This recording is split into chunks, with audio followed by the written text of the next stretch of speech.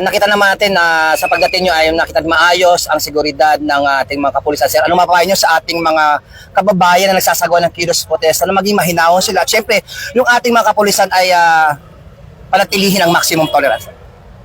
Sa ating mga kababayan na kasali sa mga nagrarally, sana ay maging mahinahon lang at sumunod po sa usapan between the organizer at sa PNP.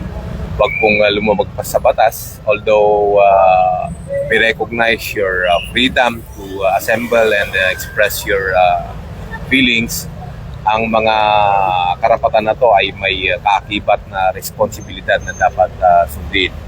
At pag ito po ay nalabag, ay ang inyong kapulisan na andito ay aaksyonan po itong paglabag sa batas. At of course, sa ating kapulisan, we will always observe maximum tolerance.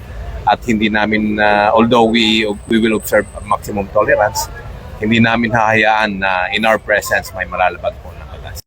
Mula po dito sa People Power Monument, Quezon City, at sa ngalan po ng aming Regional Director ng NCRPO, Police Major General Anthony Averin, at syempre, ang aming Force Commander ng Regional Mobile Force Battalion ng NCRPO, Police Colonel Celso M. Rodriguez. Kami po ang inyong Police News Network Correspondent. Ako po, si Police Chief Master Sergeant Mauricio Bonilla Ruiz. At ako naman si Patrolwoman Evelyn T. Lumabi. Alagad ng batas, tagataguyod ng balitang pulis.